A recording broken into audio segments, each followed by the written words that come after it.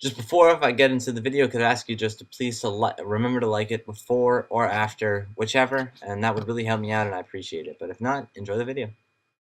What's up, guys? This is OmegaLiar, and today I'm bringing you a gameplay, or rather my tips and tricks commentary for the MTAR. And, well, basically the MTAR is the first assault rifle you unlock as soon as you get custom classes, and it's one of the more interesting assault rifles for a few reasons.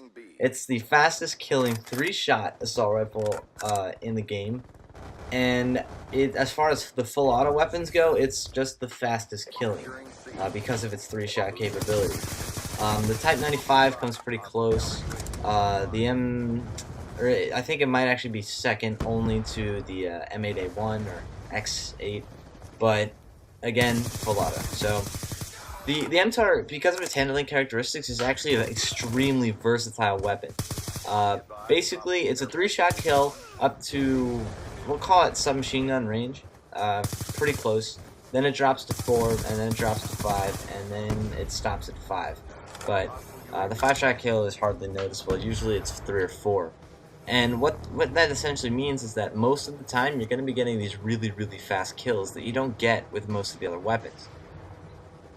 What can you sort of get from this? And I mean, the main thing you can get from this is the Rusher's Paradise assault rifle. Obviously, most rushers are going to be using SMGs, but if you're not, if you're like me, if you just like the assault rifles, if you like having that range, the just knowing and the versatility and all that great stuff that's associated with assault rifles, you're going to want to stick with the MTAR. Because it'll have the 3-shot range, it's got moderate to low recoil depending on if you use foregrip or not. I know people say that foregrip doesn't really do anything, but from my experience it does. So, I don't know, I've never done full-on testing with that or anything, but yeah, so the MTAR is actually pretty cool, because unlike most of the assault rifles, it's just very, very good close range. And on top of that, it's got good iron sights. So that sort of brings you to, well, what are the best attachments to run with it? And from what I found, I got this gun through a Prestige, so I know a fair amount. Silencer works very, very well. The foregrip works very, very well. And there's a couple others, but let me just talk about those two for a sec. If you use the foregrip, you probably shouldn't use the silencer. They actually say that silencers increase recoil. I don't know about that, but what I do know is that if you're using the foregrip, you're probably trying to get a slightly longer range assault rifle, and the silencer becomes unnecessary because it'll actually reduce your long range capabilities by reducing your effective range. But if you're using a silencer, you're probably going to be running around a little bit more, using it more towards a rushing style weapon, getting the 3-shot kill to your maximum advantage. And if you're going to be doing that, then I mean, there's no point in using foregrip. You're not going to be getting long shots anyway. So those two are separate entities. They're very, very good attachments. They're very either way, the gun is versatile. You can get long shots and you can get close-up kills with both.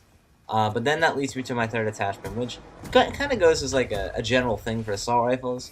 The stock is just good. Use the stock on assault rifles, because it makes them have the mobility of an SMG with the range of an assault rifle, and that's something that none of the SMGs, well, with the exception of the Peacekeeper, can really get.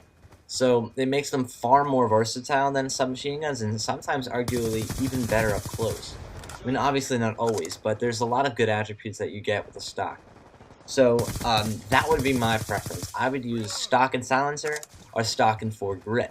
Obviously, if you don't like the sights, and not everyone will, I think they're pretty good, but not everyone will, you can throw in any kind of range attachment, red dot sight, EOTech, MMS. MMS is actually also great for this gun, but they're a better gun, so I would sort of stay away from the MMS.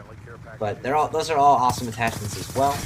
The only other attachment I would consider running is fast mags. I'm not running it here, but the gun has a sort of, on the slower end, it's about, what, 2.5 seconds. So, again, it all comes down to preference. But I think as long as you're using stock and the rest of your attachments are up to you, you're going to be doing fine. The gun is just very, very good. And his gun disappeared. I mean, I wasn't able to pick it up, and I couldn't figure out why. You see me going right here. Anyway, so yeah, that's what I suggest. Then obviously you're going to have the perks that go along. If you're doing long range, use something like Hardline, Flak Jacket, I don't know, whatever. If you're not, use something like Ghost, Hardline. Hardline's always kind of necessary dexterity, and you can play around with that. But for the most part, the assault rifle stands strong by itself, and it's by far the most versatile. So that's what you want to keep in mind. But anyway, if you like this video, as always, comment, rate, subscribe, and I'll see you in my next commentary. Pick up a nice little final kill here. MTAR is a pretty good gun. I intend to get a gold. I'm going for diamond assault rifles, but anyway, yeah, I'll see you in my next tips and tricks commentary or regular commentary, whatever you stay by for. That's a 24 and 2 there, 24 and 3, but.